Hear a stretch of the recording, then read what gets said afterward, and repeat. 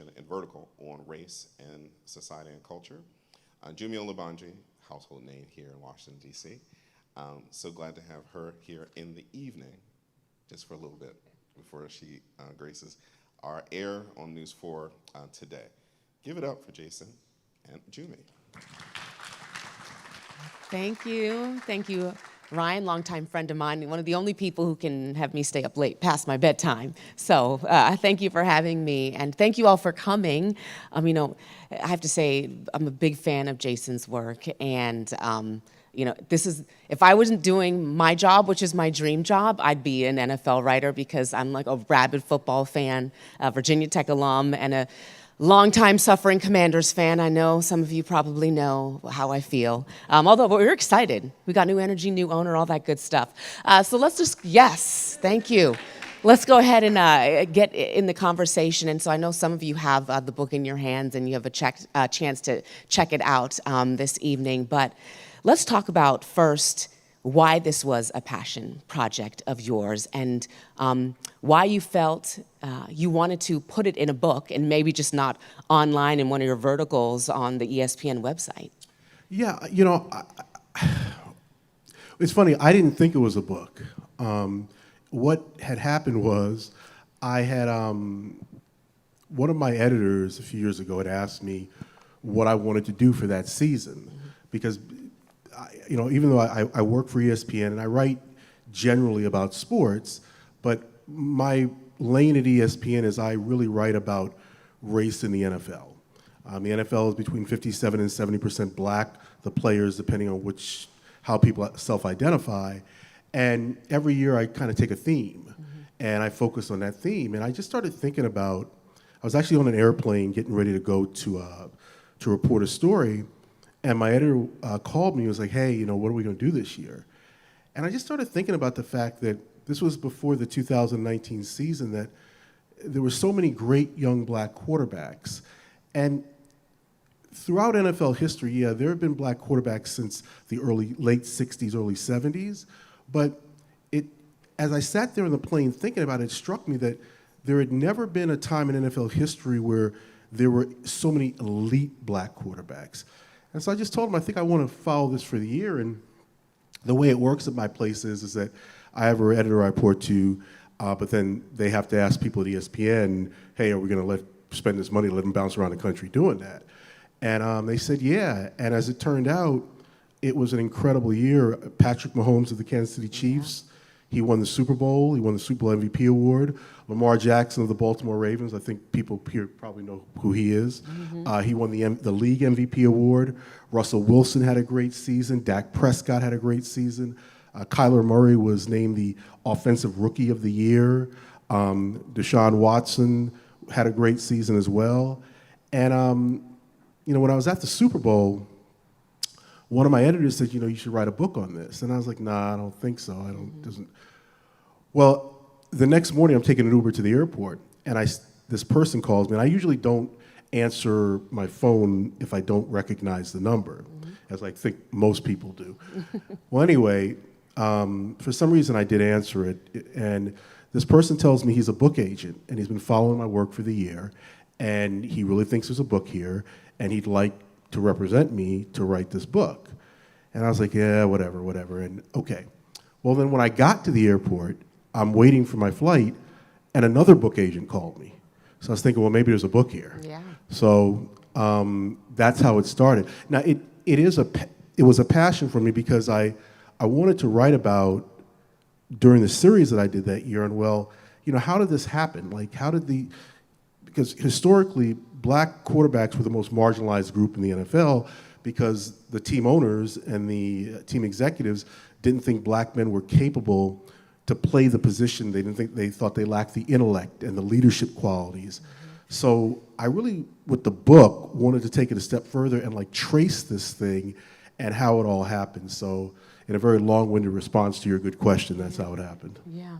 I want to touch on the Super Bowl for a second, the most recent, because I think in one of our prior conversations, you said it was your favorite Super Bowl that you've covered.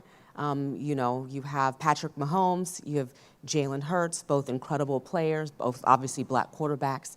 But why was that your favorite Super Bowl? And were they part of it?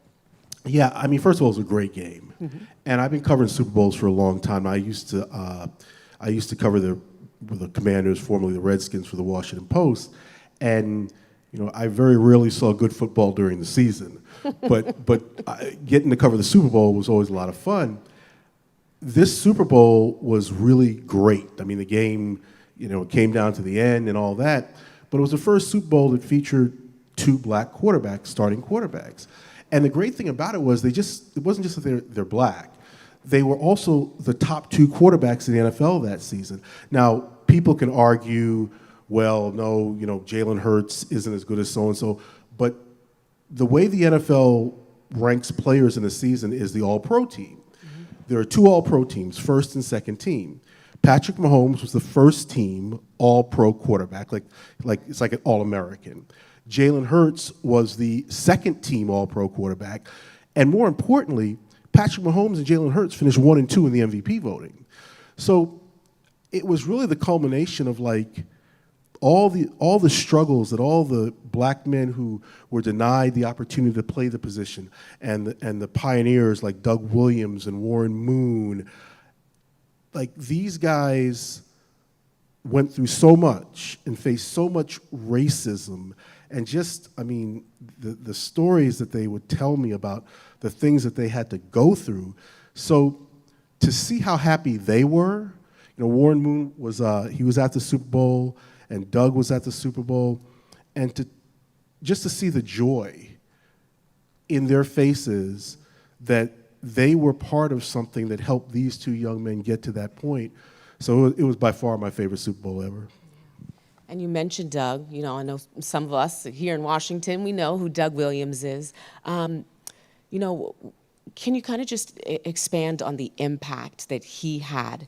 I believe the first black quarterback to play in a Super Bowl, and how he was able to, open those doors and pave this way in this sport that, while we see right now, it is majority black. It took a lot of courage, I'm assuming, for him and what he was able to do and accomplish. Yeah, you're absolutely right. I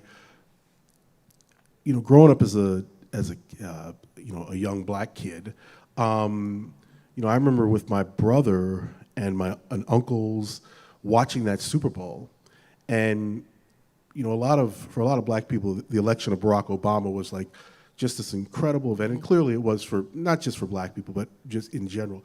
But Doug Williams winning that Super Bowl, I just remember the older black men in my family. I mean, I was very young when he played in that game, and he did what he did, and I just remember the joy on their faces, because in American society, there are certain positions that black men were considered incapable of occupying, that they were inherently inferior, so they wouldn't get those jobs. And quarterback is the smartest guy. He's the best guy. He's the one around whom other people rally. And so black men, if black men were denied the ability to play that position because they were just considered to be inherently inferior, what does it say about the rest of America? What does it say about CEO jobs and being doctors and being lawyers? So the thing about Doug was, I'm hesitant to say it was a religious experience for people, but maybe right below that, because I just remember that not just when I went to school the next day, black teachers were just talking about what this meant, because to have him win that Super Bowl and to do it in the fashion he did, winning the game's MVP award, it took a sledgehammer to so many of these myths that black men could not accomplish great things. And I'm not even talking about football now. I'm just talking about, generally speaking, about black intelligence. So when I started covering Washington, when I moved out here to take a job at Washington Post to cover the Redskins, now the Commanders, I'm not I don't get starstruck by athletes. I mean, I've done this my whole career. But when I met Doug, I have to admit, I felt like a little kid again because I just remember, what that meant to men in my family, and even though I didn't even understand it at the time, and I was really blessed because Doug took me under his wing, and he taught me a lot that I didn't know about football, and he's become a friend. And so back to the Super Bowl, I was at a party the night before the game, and he was there, and he was so emotional, not knowing that Patrick and Jalen were both going to play great, but he was just so emotional about what that moment meant for him. So, I love the guy, and he's been a mentor to me, and he's a friend to me, and I hope people will always understand the pivotal role that he has played in the development of the NFL. So. Yeah. Can you talk about, through your work and research and what we've all been able to see and maybe not see that you have access to? I mean, I feel like black quarterbacks now are not only they stars on the field, but they're stars in the community. Yeah. We're talking about social justice and action, and you think of the messages that they portray, like with Jalen Hurts, purposely picking a black female agent and a majority black woman kind of team around him, from his representation to his manager to, their advisors. And then on the other end, you have, like Colin Kaepernick and, others and all in between. I mean, they're really taking a stance with the messaging for their brands these days. Can you talk a little bit about that? Yeah, I love that question, especially about Jalen. Well, about Kaepernick too, but especially about Jalen because, Jalen in many ways represents the stereotypes that black quarterbacks used to have to deal with all the time. He goes into the draft and, he can't throw, he can't do this, he can't do that. He gets the starting job in Philly, and he had the first full season. He had a good season, but he didn't perform well in the playoffs. A lot of young quarterbacks don't perform well in the playoffs. Mm-hmm. He busts his butt. He comes back. He has a phenomenal year, and they get to the playoffs, and he gets the highest paid contract in the NFL, and he purposely wanted a black woman to represent him. And, I remember talking to him once about what that meant. And as you mentioned correctly, his team surrounded by black women. Mm-hmm. And, there are some people who don't think black women are capable and competent. And the fact that the superstar now is represented by a black woman, his team of people, and I don't know if everybody knows when we're talking about team of people, his agent is an African-American woman, but like these superstar quarterbacks and superstar players, they have a whole team. Someone to handle their media appearances, someone to handle other entertainment opportunities. So his whole team is comprised of black women. And it was just a beautiful thing to see, and I so respect him for having done that. And then Kaepernick, and let me say this, he didn't do it because he just wanted to give black women opportunity. Right. These are competent, right, highly professional, highly successful women who are helping him to be better. So this wasn't like some affirmative action type thing. I want to make that clear. Yeah. I think the situation with Colin speaks for itself. The thing that angered NFL owners so much about Colin is quarterbacks are looked at as de facto partners to the owners because they make so much money, mm-hmm, and they're the face of franchises. These owners felt that betrayed. It's one thing if some running back or some wide receiver wants to take a stand on social justice issues, but no quarterback had ever done that. Mm-hmm. Well, why? Because there really hadn't been, until very recently, superstar black quarterbacks. And, Colin, no matter whether you agree with how he took his stand, he was taking a stand for marginalized, underrepresented groups. And he didn't, one of the false narratives around him was that he broke NFL rules. When he started kneeling and sitting in the kneeling to protest social injustice, the NFL messed up. They didn't have anything in the rules that said you couldn't do that. So what he did was incredible, and no matter where you stand on it, like his motives were really good. And then the other one is Patrick Mahomes. Patrick Mahomes is the best player in the NFL. He's actually the only quarterback in the NFL with multiple Super Bowl, only active quarterback in the NFL with multiple Super Bowl victories, which is really stunning when you think about it, because he's only 27. Yeah. But Patrick made a stand when George Floyd was killed by police officers in Minneapolis.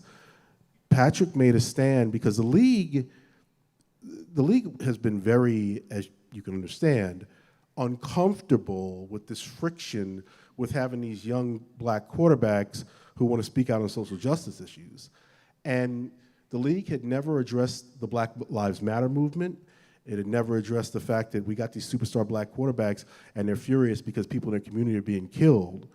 And as the most powerful player in the NFL, Patrick could have just kept making his money and kept quiet. So he decided that he was going to be part of this video demanding that NFL owners engage with the players and support them in causes that they want to see occur in their communities. And this video was so powerful because, and in the video, and it was done on purpose, Patrick said Black Lives Matter. And no one in the NFL, from a hierarchy standpoint, they just wouldn't even acknowledge the movement. Well, literally, like the next day, Roger Goodell, the commissioner of the NFL, put out a video. He said, Black Lives Matter. He said, we're going to engage with the players.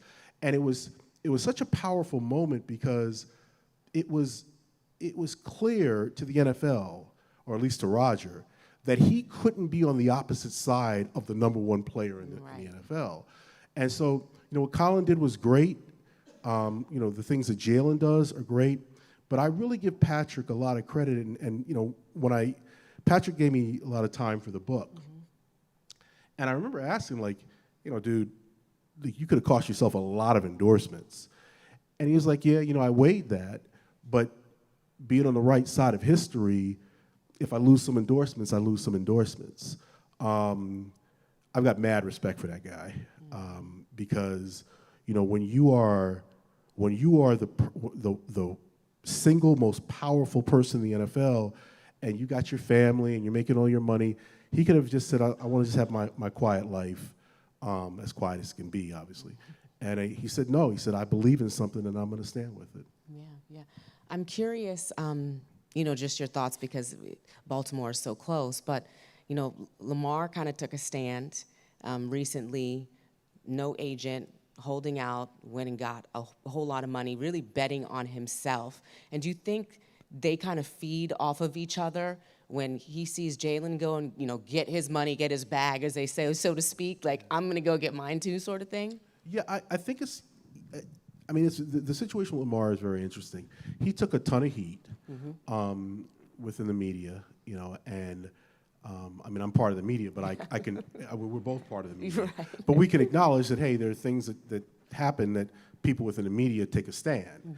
And, he was criticized widely for letting his mother be involved with his negotiations.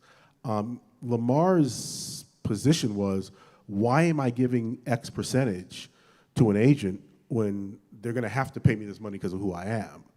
And and I think that, he did see what Jalen did. And, he decided that for him, this is what he needed to do. And look, NFL owners haven't had to deal with this.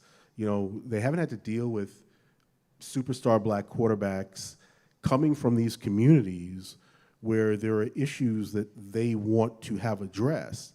And the NFL is the most successful league on the planet. It makes billions of dollars.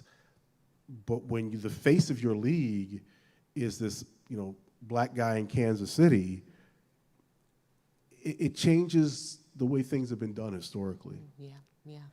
Of all the quarterbacks you spoke to for the book, what's one maybe story that really sticks out or something that really surprised you that one of them said that maybe you didn't know before? I mean, there's a lot I didn't know. I mean, whenever I'm reporting a story, I go into it like I don't know anything. And I just ask them as many questions as I possibly can, and I research it. There's so many anecdotes, and we don't have time, but Warren Moon was the first black quarterback to be enshrined in the Pro Football Hall of Fame. And I went to Seattle to talk to Warren for the book, and one of the things, because that's where he lives, and one of the things he told me is that when he was a senior at the University of Washington, while he was leading the team to the Rose Bowl, which is a big, if everybody knows, when he was leading the team to the Rose Bowl, when he was in the process of being named the conference co-player of the year, every home game he was booed by like the whole stadium. I mean, like the way he described it to me was he'd run on the field, he was booed. The offense would be on the field, he was booed. And part of it was he had replaced this popular quarterback who was a high school star in the area. The coach benched him in favor of Warren. But what was really at play was what was really at play. And Warren, he hated it. He wanted to go off all the time in the media, when the reporters would come to him after the game.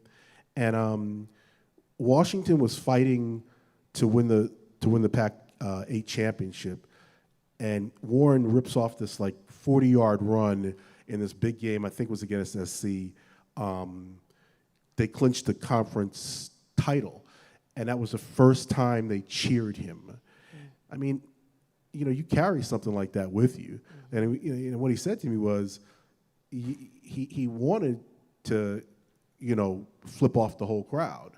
Because I'm out here, busting my butt for you, and you finally cheer me. But it had been 2 years of and amid the boos, there were a lot of racial things said too. So, and just the thought of the fact that this guy was excelling. He was a co-player of the year of the conference. He led them to the Rose Bowl and also led them to the Rose. They won the game, and to think that this is the way he was treated. So yeah, there were a lot of things that were very surprising to me. Yeah. I'm curious, kind of, because you were talking about a college situation there, an experience.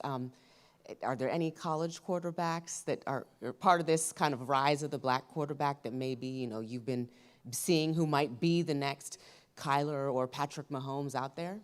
Well, DC's own Caleb Williams, who went to Gonzaga. Yeah, that's right. I mean, it's funny. I'm actually going out there in a couple weeks to interview him for a story. You can't turn on, if you're a college football fan, you can't turn on college football now without seeing superstar black quarterbacks everywhere. And it used to be that in the SEC, the Southeastern Conference was very slow to integrate. They did, the Deep South. But like I said, just Caleb, but the number 1 overall pick in the NFL draft last year, Bryce Young, who was a star and a Heisman Trophy winner in Alabama. The number 2 pick, C.J. Stroud, Ohio State University. I believe the number 3 pick, Anthony Richardson, I think he was 3 or 4. Was he 4? Thank you, appreciate you. The number 4 pick. So, black quarterbacks, when I was touring, I went on a media tour for the book when it came out, and the thing I tried to explain to people is, this is not an anomaly. This is not something that is, just this moment in time. The NFL is going to be dominated by black quarterbacks moving forward. Now, what I mean by that is, when you look at this past draft, 3 of the top 4 players were black quarterbacks. When you look at next year's draft, barring some unforeseen thing, circumstances, Caleb Williams is going to be the number one pick. There are other black quarterbacks who are going to be the young man at the University of Washington. He's going to be drafted very high. And we're going to come to a point in another 5 to 10 years, and I've had NFL coaches tell me this, where half the league are going to be superstar black quarterbacks. And it's Caleb is so good that an NFL coach recently suggested that, like the NBA, there should be a draft lottery for him, because the NFL doesn't have a draft lottery. It just, everybody picks in inverse order where they finish. But his point was that Caleb is such a generational talent that any team that gets him, if they don't screw it up, are going to put themselves on a footing above everybody else. So, So you're saying there's no chance he comes here? well, I mean, here's the thing: if they're really bad, yeah, they could get them. You know, I'm willing to risk it. I don't know. yeah.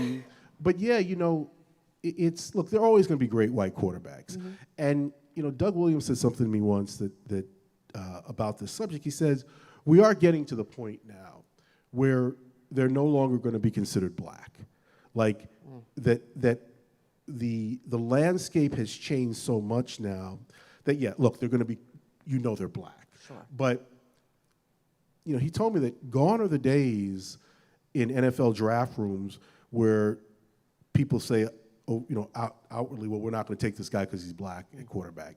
That doesn't happen anymore. You know, there's been so much progress made because of the performance. Like all these teams look at, like Patrick Mahomes has won 2 Super Bowls. The Chiefs have played in 5 straight AFC Conference Championship games. They've been to 3 Super Bowls. In the 5 years he's been the starter.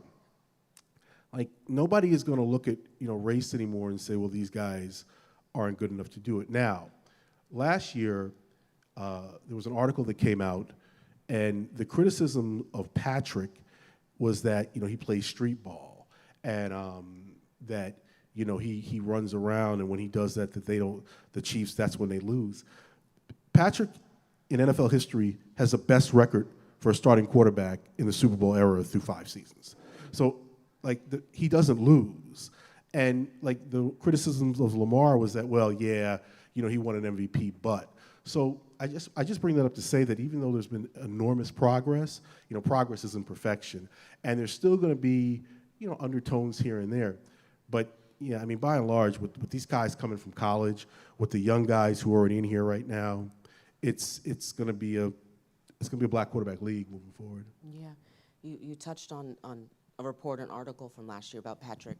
I'm curious, you know, even though we're both members of the media, do you feel there is a difference in the way the media kind of treats or covers black quarterbacks? Well, you know, I'll answer that by saying what Patrick said. When that article came out, he addressed it and he says, you know, the criticism of guys who look like me and Lamar is very often different than the criticism of guys who don't look like us. So I think that there's still some of that there. It's not as overt as it used to be, but the undertones, the undercurrent, there is still some of that. Now, the same writer who wrote that article saying that Patrick plays street ball and that's when they lose, this year he wrote the article and there was no criticism of Patrick. And I think part of it is you can't deny excellence. Like, you know, like you're really good at your job. So no matter what, if somebody has some preconceived idea about you, the fact that you're really good at your job, eventually, if people say things negative about you, well, they're just being ignorant. You know what I mean? And people who are of good faith recognize, well, she's really good at her job. This person is just an idiot. And I think that's kind of what's happened. Yeah.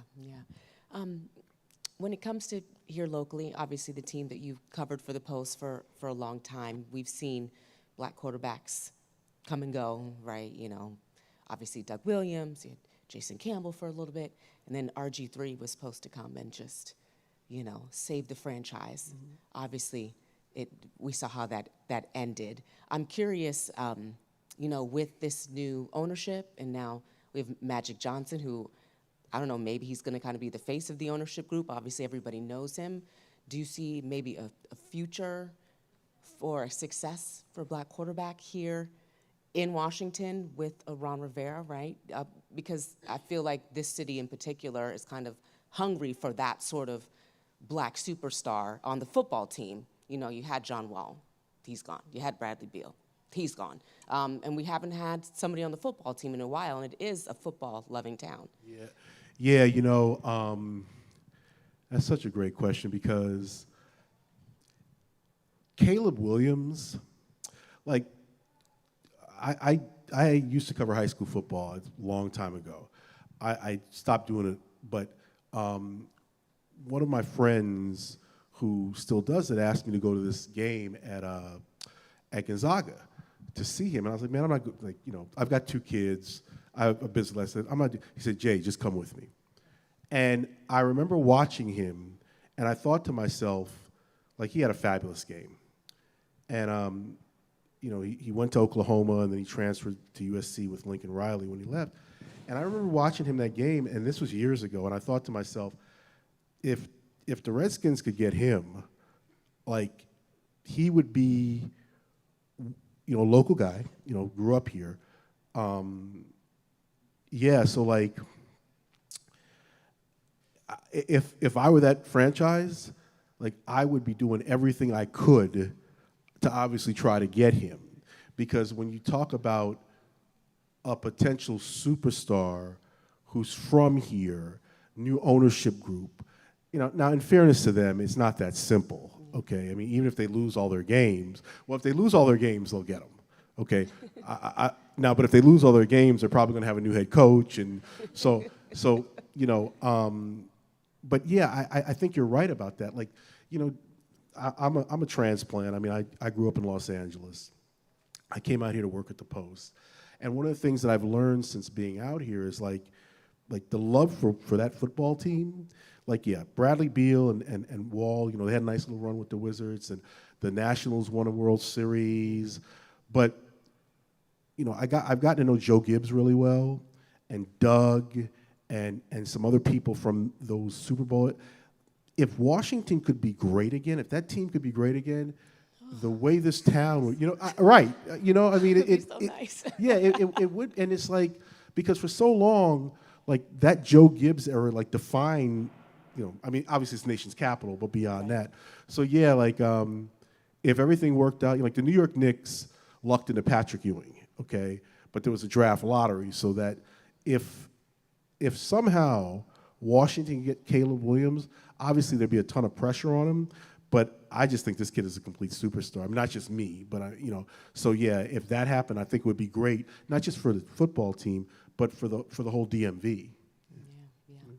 What are you seeing for this upcoming season when it comes to the black quarterbacks in the league? Obviously, we know the names we've already heard, Mahomes and Murray, and Hurts are probably going to have great seasons again, and we wish them well. But for even some of the new players who are coming in, what are you seeing, or what are you thinking? Yeah, it's funny, that's going to be my theme for this year, like what the new group of the up and comers, the young Turks, Bryce Young in North Carolina, in Charlotte, excuse me, and C.J. Stroud in Texas, Anthony Richardson in Indianapolis. These guys are very gifted, and I think when I'm going to start bouncing around, I'm going to start going to see these guys, and I really want to look at how much these guys have benefited, because they all see what Patrick Mahomes has done. They all see what Lamar Jackson has done. And they come in knowing that they don't have to worry about, how they're viewed. They just have to play well. Yeah. And that's something that Warren Moon and Doug Williams and, even as late as my man Donovan McNabb, like, even as late as him, it wasn't quite that way. So that's what I'm going to look at this year, is like this new group. Like, what do they feel about being here at this incredible time for black men who play the most important position in sports? Yeah, Donovan, I forgot he was here for a little bit. I don't know if anybody remembers that hot second when Donovan McNabb played in D.C. I forgot about that. Well, I'm curious if anyone has a question. Oh, yeah. Oh, there we go.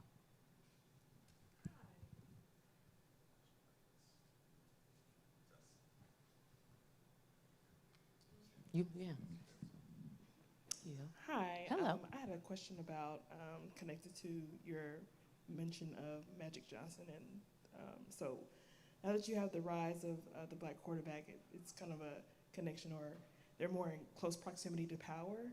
I'm wondering about if that translates to the front office, and would you see a rise in black people or people of color in the front office or in management positions within the league? Good question. That is such a wonderful question. And, a through line that I tried to have in the book is explain the impact of the rise of black men at the most important position in sports with the juxtaposition of, well, what's going on in front offices. There are only 3 black NFL head coaches. The league has made a lot more progress in the last couple of seasons with regard to team presidents, general managers. I will say that Commissioner Roger Goodell is considered an ally by the people who are pushing the NFL to improve with diversity, equity, and inclusion. And I think it's going to be a real interesting study in about 10 to 15 years when the Mahomeses and the Jacksons, when these guys are done playing, what type of opportunity they will have. Now, like, these guys make so much money now. It's not like in the past. Like, Patrick Mahomes is not going to be some low-level assistant coach to work his way up. But will he have a chance to get an equity stake in a team? Will Lamar Jackson, if he wants to, be a general manager, will he be given like a fast-track opportunity as, let's say, a guy like John Elway was? John Elway took over the Denver Broncos. Right. John Elway is one of the greatest quarterbacks in history. Will a black man have that same type of opportunity? So clearly, the fact that what these guys have done on the field is having an impact, because you can't have people. The article about the plumbing on RG3, because he was my favorite at the time, and you broke it down, and of course I was pulling for him. I had to hang on to his rookie season. At least you can't take away rookie of the year. That's right. But what I'm also seeing is I'm pulling for obviously every black quarterback that comes in. But would you agree that they just can't think it's handed to them, they got to put the work in? A good example was Michael Vick admitted before he got in trouble, he used to just go home and play video games and leave the tapes in the back of the seat. Once he got a second chance, then he was putting in the work and watching the film and everything. And you can argue whether or not Dwayne Haskins did that. We can go further, I don't want to take up time. Right. 2 more quarterbacks in this draft to pull for. CJ and Bryce were the first ones, but keep an eye on Anthony Richardson, because they're the ones that say that he has the big upside, and it's another city that's crying for quarterback help after losing Andrew Luck. Yeah. And also Herndon Hooker, once he gets, From Tennessee. Yeah. Tennessee. Virginia Tech first. That's right. That's right. He was Virginia. I totally forgot about that. I didn't forget. The Hokies. Yes. Enjoyed your work, and it's an honor to hear from you. Oh, thank you. Great question. Very kind of you, man. Thank you very much.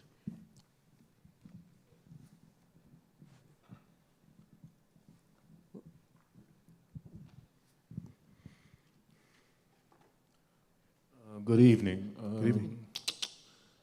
I appreciate your work. Thank you. It's very important. But did you ever talk to the guys who didn't make it? How do they feel because they bumped up against that racist thing? Yeah, actually, so Marlon Briscoe was the first black starting quarterback in the modern era of pro football. He was the first. He played for the Denver Broncos of the old AFL. He had. So how much time do we have? You can go. Okay. Marlon played quarterback at the University of Omaha, Nebraska. Excuse me. Yeah, the University of Omaha, Nebraska, which is not the Cornhuskers. It was a small school. And back in the late 1960s, black men weren't being drafted to play quarterback in either the AFL, the old AFL, or the NFL. Marlon insisted that he was drafted to play defensive back by the Denver Broncos, and he told them he wouldn't sign unless they gave him a tryout at quarterback, which was unheard of because black men didn't do this. They gave him a tryout. It was a sham tryout, even though he did well, and the media accounts in the newspapers I looked at said, look, he did well, but they didn't give him the job. Long story short, the team started horribly. All the other quarterbacks got hurt. They had no choice but to throw him in. And lo and behold, he plays incredibly well, is selected finishes second in the Rookie of the Year voting in the AFL, goes home to Nebraska to finish his degree, and gets a call, and he said, and from his cousin who was living with him, and he said, hey, they're having quarterback meetings here. He's like, no, they're not. They can't. I'm here. He's like, well, no, you better get back here. Finds out that they're not going to let him play quarterback anymore. It was one thing to have this black quarterback when this team was having a horrible season and no one else, but they weren't going to move forward with him. He winds up forcing his way out of Denver. He gets released, goes to Canada for a minute, did not like Canada, comes back to the NFL, reinvents himself, and becomes a Pro Bowl wide receiver. Goes on with Buffalo, goes to Miami, helps the Dolphins win 2 Super Bowls. He was one of the starting receivers on the championship team, on the undefeated team. But he never got a chance to play quarterback again. And, in talking with him about, to me, he's the ultimate example of, when you talk about how racism affects people and opportunities, like he showed he could do it at a high level, and it was just taken away from him because they didn't want a black quarterback. And so, there are a lot of guys who, like Doug Williams and James Shaq Harris, James Harris is another legendary quarterback, played at Grambling, and they talked to me about so many guys who they had played with, in high school or played against in high school, and who were at HBCUs, who they had to just change positions. And so, yeah, I talked to several, but Marlon, may he rest in peace, he's no longer with us. To me, what illustrated all of the players who were denied an opportunity to show what they could do over a long period of time. And, when you talk about, equity, if Marlon had been allowed to stay at that position, who knows what he could have done. If Warren Moon Warren Moon wasn't drafted into the NFL. And he had to go to Canada, had a spectacular career in Canada. But if Warren Moon had entered the NFL, he might own every major passing record that there is. So yeah, specifically to your question, I did talk to people, and this was the first book I've ever written, and it was a really learning experience for me. There's a million other things that I didn't put in the book because I just didn't, the way I had to write it. But yeah, I did, and it's really very sad. Sir, I played high school football when I was in high school, and my coach told me they can change all the owners they want to or pay them how much money they want to pay them, okay? It's the team that's out there playing is going to make the difference. Money ain't got nothing to do with it. The owners, the coach, is how well the players perform. That's how far it's going to get them. And yes, black quarterbacks has came a long way. I agree with you about that.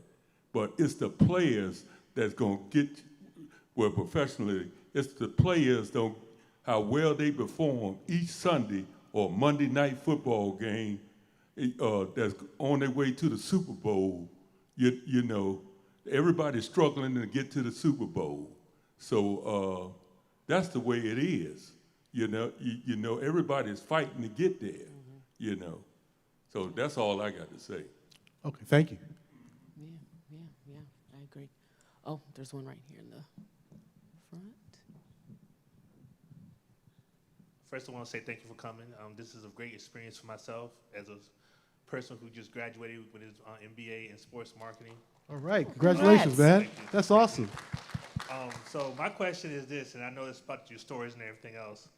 I remember we were talking about, just going on the story you just had, the story with Bill Polian, when Lamar Jackson came out.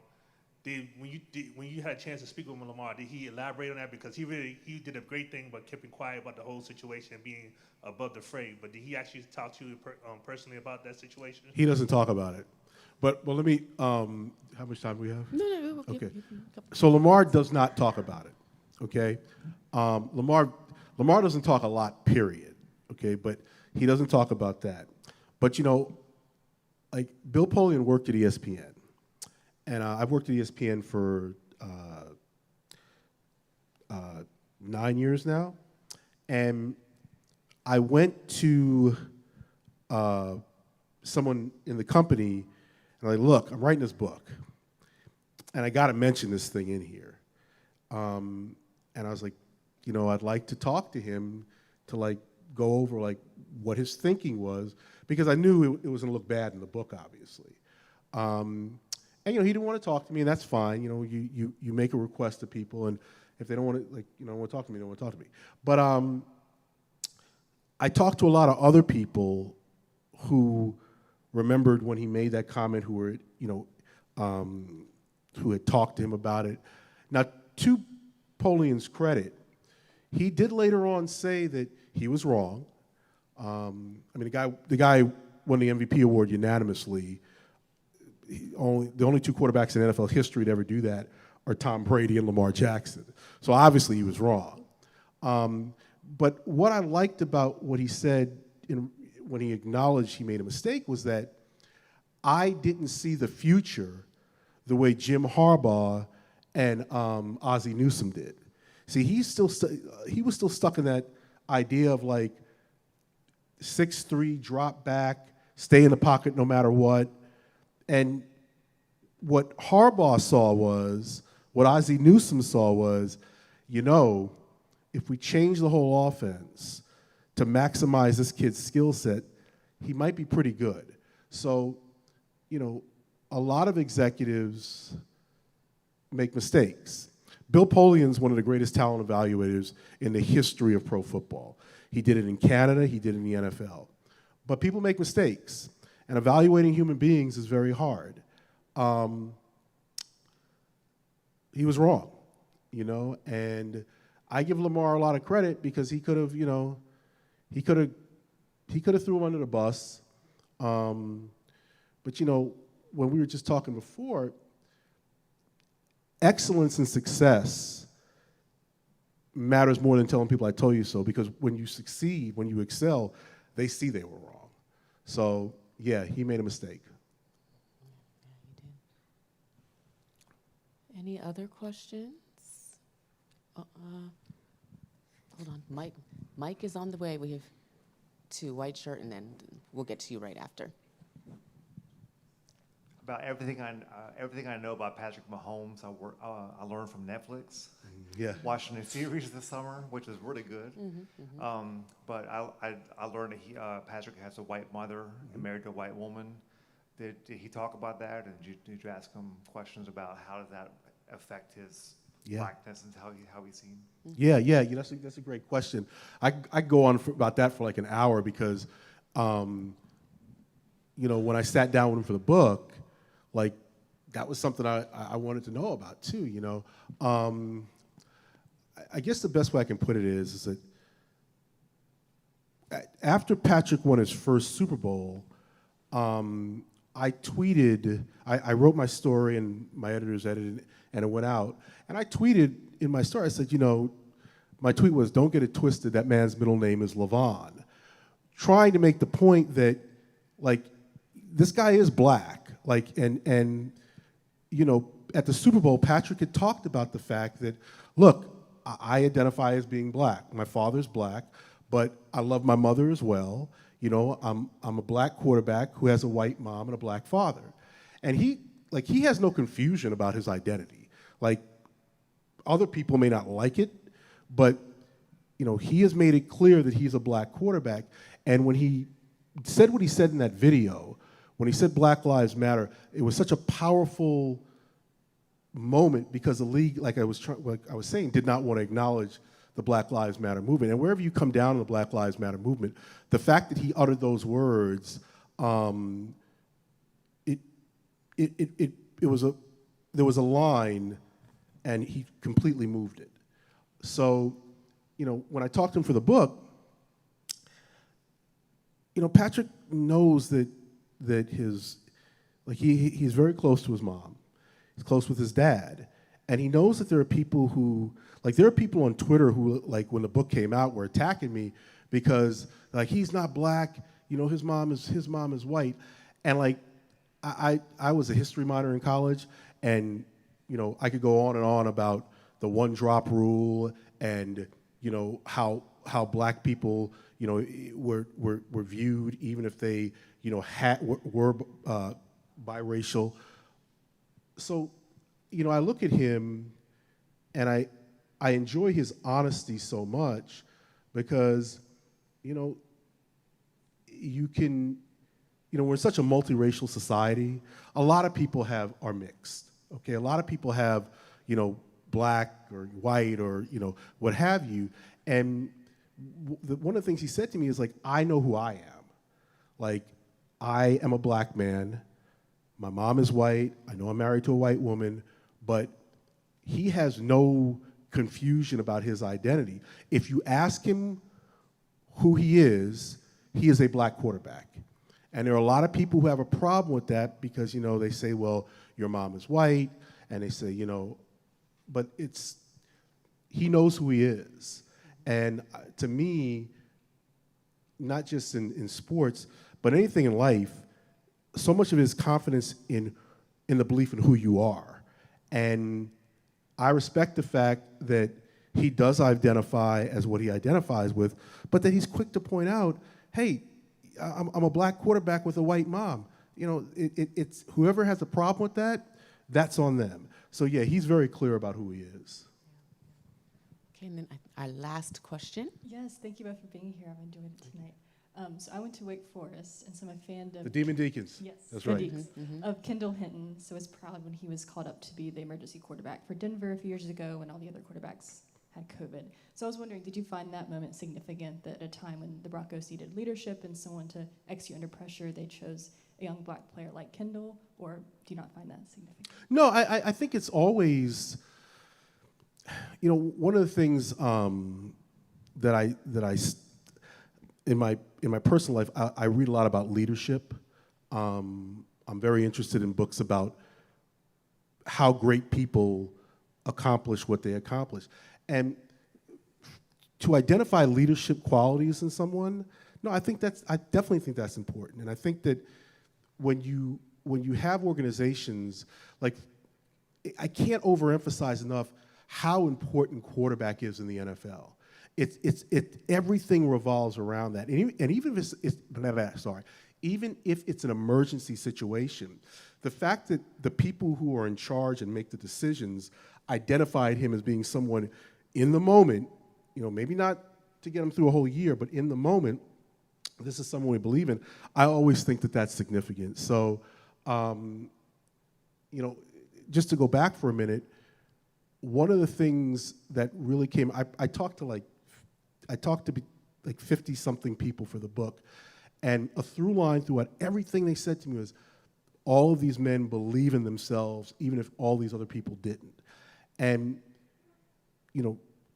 true self-actualization, true being able to understand your makeup and what you can do in the face of adversity, yeah, if other people can identify that, I think that's always significant. Awesome. Well, we are just about wrapped up. Thank you. But a little point of privilege, just the very last question real quickly. I know he's not a black quarterback, but Sam Howell, what do you think the record is this season? I just want to know. If you were a betting person, what do you think the Commanders, how many games are they winning? Okay, well, first of all, I don't gamble, okay? Me either. I don't gamble at all. Me either. Not just because I'm no good at it and I don't like throwing my money away. Look. Okay, that's all we needed, right? No. I mean, their offensive line was one of the worst in the NFL last year. They've got 4 new starting linemen. They've got a quarterback, I think he's thrown 19 passes total. I would be very surprised if they won double digits and got to the playoffs. But you know what? That's why they play the games. I could be completely wrong. I always give the caveat that I could be completely wrong. That's why I don't ever do any predictions. But if they had a very bad year, that would not surprise me. What's that? Yeah, I like We him. will see. I like him. We will see. Okay, well, that wraps it up. Thank you all for coming. I think we have signing books. Thank you very much. Yes, I think Jason's gonna stay. I don't know. You let him know. Hey, the